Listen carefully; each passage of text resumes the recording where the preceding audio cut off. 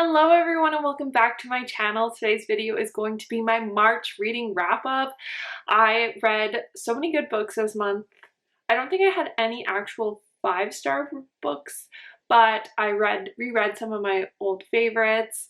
I didn't read quite as many books as I usually do, but I read still a lot of books for me. So without further ado, let's just hop into the stats and then we'll go into the books. So I read 18 books in total this month, my favorite being The Librarian Actually, my favorite of the ones that were not rereads for me was The Librarian. If I included rereads, it would probably be Chain of Gold because I just love the Shadowhunter universe and I love those books. I read a total of 6,620 pages and listened to 67.97 hours of audio. Of those 18 books, 3 were physical copy books, 12 were Kindle books, and 3 were audiobooks. But some of the Kindle books I also listened on audio for, but I just include them in that category because I can only do one of the 3. I read a lot of romance this month, so my top 5 genres were romance, contemporary, sports,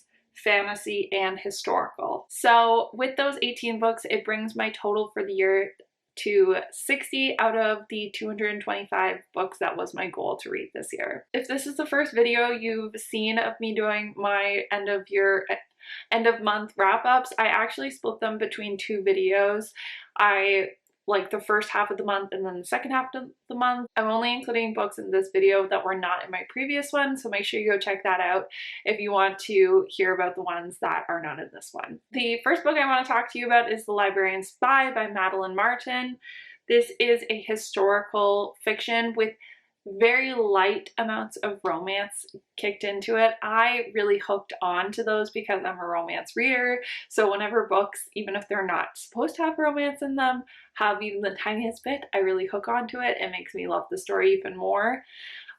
This one is really interesting. It follows 2 different women in World War II, one of which is a spy in France and the other is an American who is I can't remember where she is, but it's in where it's supposed to be neutral territory, and she's working as a librarian there, where she's actually taking the news that is in Europe and sending it over to America so that America is informed on what is going on and the real stories that are going on in the war. I really liked this book. I liked it way more than I was expecting. I listened to it on audiobook and I think that really helped. Some of my other book club members didn't love it as much because they found it very detailed and dense at the beginning. So I think if you read it on audio, that it makes that a little easier to get through. But overall, I gave it 4.5 stars. I really liked it. Then as part of a reading vlog, I read all of the Vancouver Agitator series that are out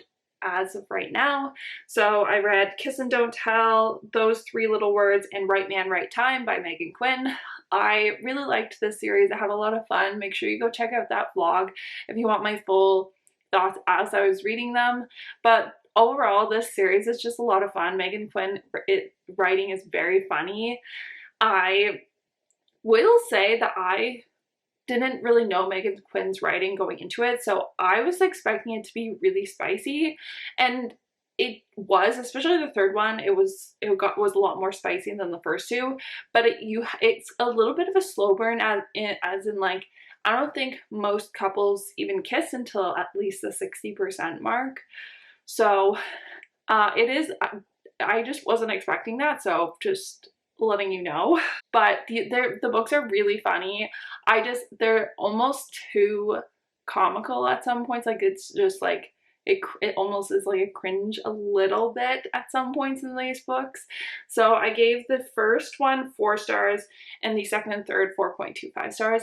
I definitely recommend this series. They're a lot of fun. Just don't go into it expecting the greatest romance of all time. Just have fun and enjoy the ride. The next book is A Good Neighbor by Therese Ann Fowler. I didn't really know anything about this book going into it. I had bought it years and years ago just because I'd heard somebody tell me it was good at the time. And so I bought it on my Kobo. And so I'm trying to go through my backlist books, and this is one of those books. And I have a really hard time giving this a rating. When I first finished it, I gave it 3.75 stars because it was just really hard to read at some points, and it was also really slow. It was almost like reading two separate books. The first half of the book was very different from the second half of the book, so it felt disjointed to me a little bit, and it was just like a lot happened at the second half of the book that honestly, it was really tough to read. But then when I finished the book, after I gave it the rating, I found out that it was actually written by a white woman, and it deals with, like, it's a lot about race and the injustice of race, and it just felt a little icky to me that a white woman was writing about, like, the injustices of Black people. So I don't even want to give this one a rating. I just think it wasn't her story to tell. Let me know if you've read this in the comments. Let me know what you thought. Moving on to a more lighthearted topic, I reread The Spanish Love Deception and read The American Roommate Experiment. I really liked them. I didn't like The Spanish Love Deception as much reading it this go around as I did the first time.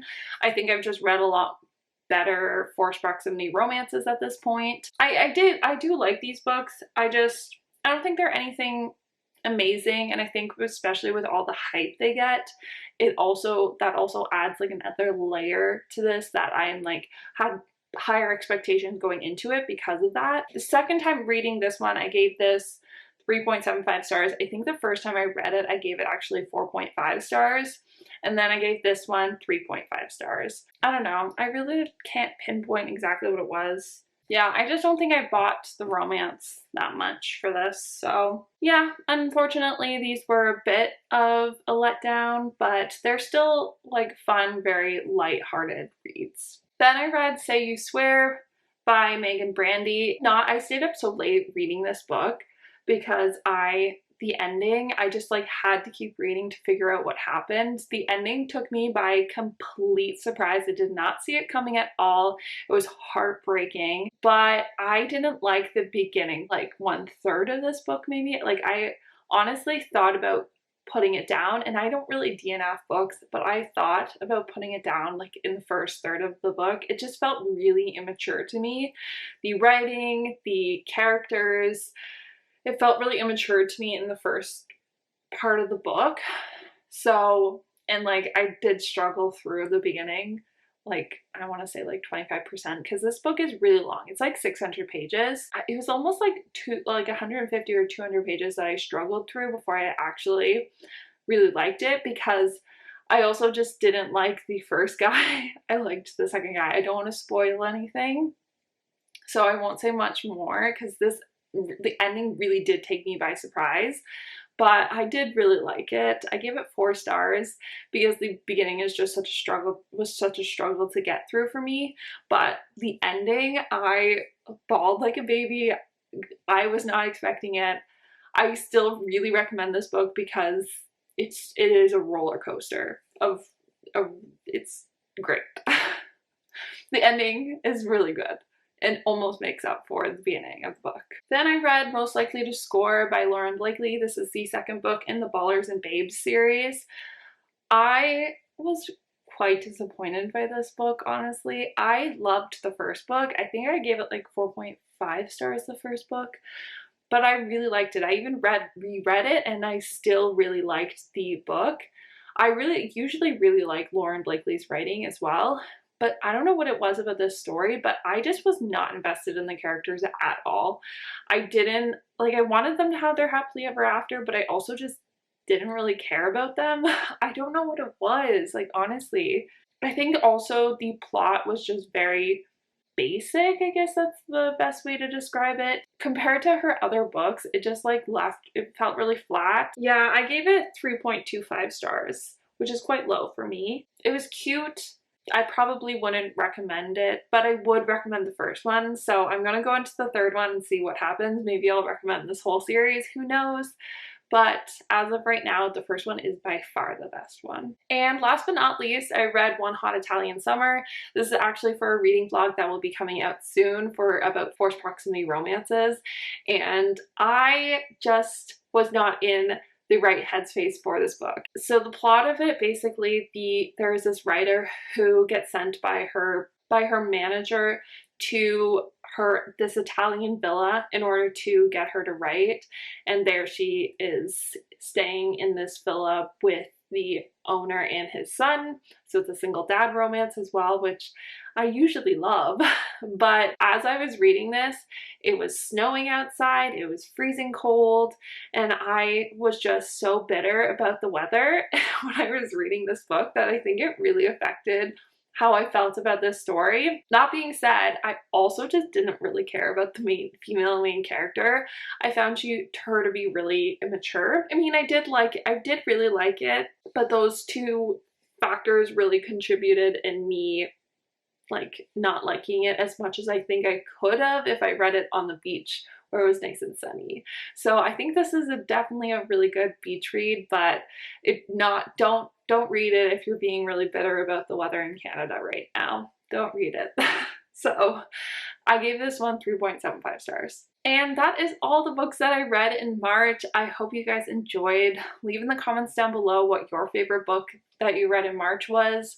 Give it a thumbs up if you enjoyed. Subscribe if you're not already, and I will see you in my next one. Bye guys.